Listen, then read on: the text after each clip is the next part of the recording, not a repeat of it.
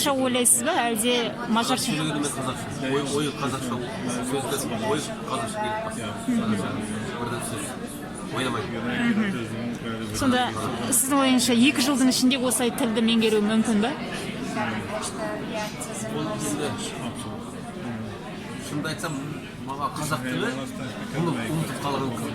Тілді қайта жаңғырту, иә. Мүмкін емес, бір жылдың ішінде таптан сөйлеп кеткен.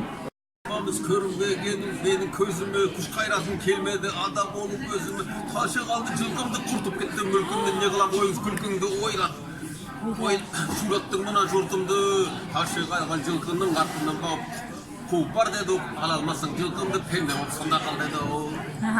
Бәрекелді.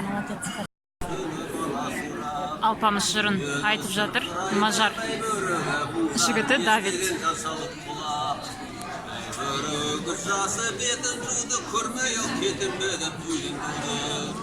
Бір отаны қалдырып, батының кезіп, ұлтан деп ол баланың атып қойды.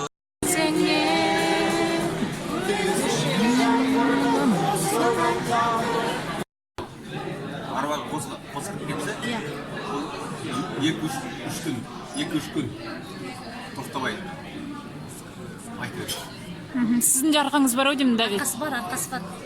Арқасы бар, шыдай алмай тұр. Несі бар, арқасы бар.